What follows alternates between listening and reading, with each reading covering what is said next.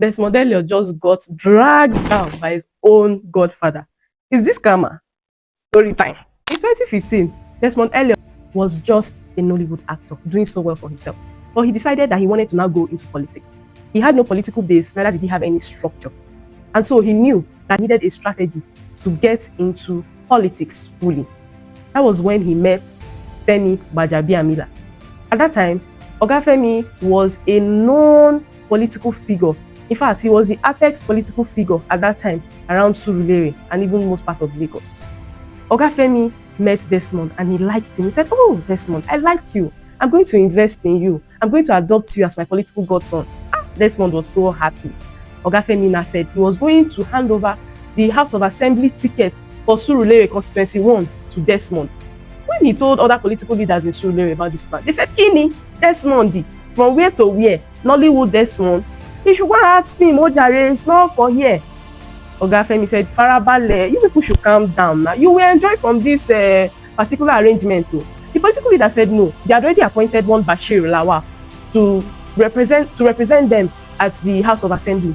They said, "This is the anointed person. You can't bring this Desmond from where to where." Oga Femi Sha convinced them. Even according to report, they said he begged them. That was only after he begged them that they now decided to let Desmond get the House of Assembly ticket. Desmond got this ticket, and that was how his political career launched. So Desmond Elliot won the election in 2015, 2019, and 2023. That means he spent 12 good years in the Lagos State House of Assembly representing Surulere Constituency 1.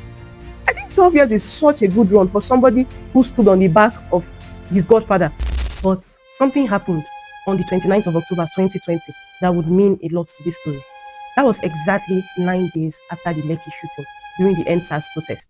Desmond Elliot went on a plenary session at the Lagos House of Assembly and made some statements that made youth so angry. He said that social media should be regulated or banned and referred to youths as children, making noise and disturbing the peace of everybody on the internet. Nigerian youth would not have it. The whole place was already heated because of the whole EndSARS protest, and so many people came condemned. They dragged him so much, they dragged him so much that he had to come out and apologize. That particular moment made Desmond Elliot a trigger for the Nigerian youths. Let's keep that story in mind. Now, moving back to the story of Desmond and his godfather. Desmond Elliot, just as I said, he had stayed in Lagos State House of Assembly for 12 good years. He won his 2023 election despite the backlash that he had on social media during the 2020 EndSARS protest.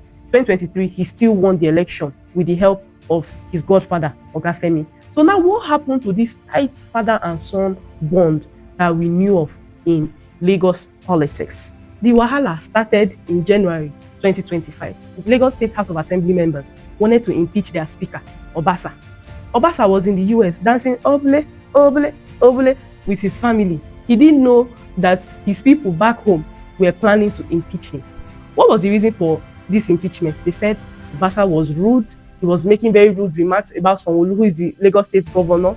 They said he was making plans to contest for 2027 governorship election in Lagos, and he was forming pocket structures in each local government. He also said he was joining House of Assembly members together. He would go and meet Desmond and say, "Desmond, Surulere said something about you." Then he would go and meet Surulere and say, "Surulere, did you hear this thing that Desmond said?" Desmond and Surulere, their head will jam together. They start fighting. Obasa will relax and look at them and start laughing. The members didn't like him anymore. They wanted to impeach him. And so they moved the documents amongst all of them. And 36 out of 40 of them signed this. When they signed it, he was impeached. Then they installed the deputy immediately. When the APC political leaders heard, they said, hey, how come? No, abort mission. That was how they reinstalled Obasa into his seat. And we thought that matter had died down. After we thought the matter had died down, talk started flying that Desmond Elliot was the mastermind behind that impeachment. According to Oga Femi, President Tinubu called him to his study and said, "Femi, I heard that Desmond is your boy." Oga Femi said, yes, sir. He said, "So, why is he causing problem in the Lagos State House of Assembly?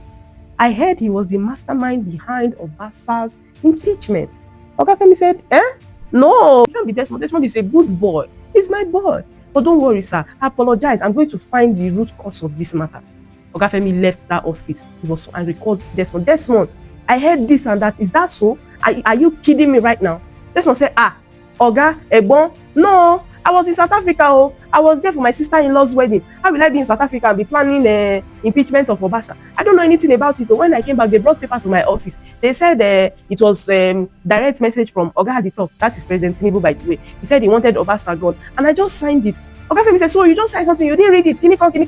He said, Oga, they said this direct order. That was what made me sign it. I don't know anything about it. Oga Femi said, okay, no problem. This is what is going to happen. You will put out a public statement saying you don't know anything about this, washing your hands publicly that you are not aware of this, so that you can save your name and save my name, because you know that we are tied together. Both of us are father and son. Desmond said, yes, sir.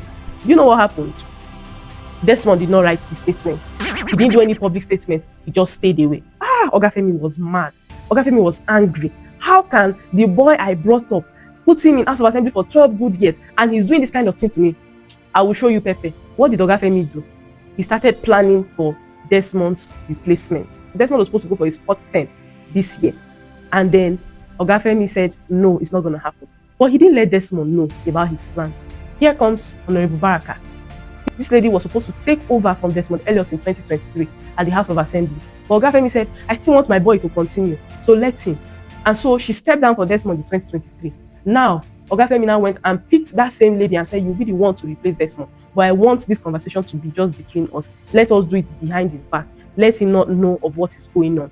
So Desmond, while he was wearing white abana, moving up and down Lagos and smiling, they were busy planning his replacement. It was only few weeks to the primary election that he realized that it's like everything is not okay. Something is actually wrong, because he noticed that they were sacking his supporters from the local government. They were giving him cold shoulder. They would do meetings. They would not call him. He said, something is wrong. So he went back to his political godfather to go and report the matter. But Oga Femi was not picking his call. What happened? Desmond Elliot became confused. He went on social media, started shouting, oh, they are intimidating us. Oh, Nigerians, let's come together. Oh, this intimidation. Kini come. Oga Femi did not say anything. Desmond knew that there was fire on the mountain. He started seeing the momentum surrounding that other lady. She was already gathering so much momentum. Oga Desmond went to TVC, went to channels. He was going from one station to the other, explaining what nobody asked him. He went there. He explained his own side of the story about how it was miscommunication. He did not know about anything. He didn't plan anything. He was in South Africa. He did not remember when Oga Femi told him that he should put out public statement, this, that. Hey, Oga Femi also came on line to talk his own. I almost lost my job as the chief of staff. Yes, he's now the current chief of staff to the president. He said, I almost lost my job as the chief of staff. If not for my personal relationship with the president, I would have lost it, all because of this boy. Oh no, I can't take it. Desmond was crying everywhere. Egbon, my daddy, I'm sorry. Forgive your son. Why are saying this one, that one. Hey, Oga Femi did not tell him anything. Desmond Elliot came back again on social media, started crying and shouting and all of that. Nobody said anything to him. On the day of the primary election, they did not even let Desmond Elliot people to enter inside the premises. He was there. He was so frustrated, so angry. He now went to the camera and said, oh, I withdraw from this race, honorable. I withdraw from this race, honorable. I'm not doing again. This is oppression, man inhumanity to man. I cannot do this anymore. Nobody said anything. The lady, Barakat, won him landslide. I think over 2,000 votes above him. And that was how she clinched the ticket for APC primaries. Now, Desmond Elliot, you've lived such a hypocritical life. As at the time when Nigerians were bleeding, when the youths were crying, you refused to stand up for them, you refused to say anything in support of their situation. Instead, you came online to call for the ban of social media and called Nigerian youths children in a very derogatory manner. You lost the people's support because you felt that you were not close to the political elite, not knowing that that was only but an illusion, that you are more closer to the people than you are to the political elites. You came into office through nepotism. Now, another person is coming into that same office through the same nepotism, and you now feel like you have a voice and you need people to stand up for you. Forgetting that the injustice that you supported yesterday would come back to bite you today, and that is exactly what is happening to you today. Nigerians have no pity for you. Nigerians will not fight for you. Nigerians will not say anything to you. The only thing Nigerians will say to you is, you can go back to Nollywood. You can start Desmond TV on YouTube. I'm sure you are still friends with Uche Jumbo and Omoni Okodo. You can go and meet them to mentor you on how to continue shooting movies on Nollywood. You are a great director. You've directed so many good things. So go back to Nollywood, go back to YouTube. and we will support you. We will watch your movies. But for now, this is the end of your political career. Ngwano, bye bye.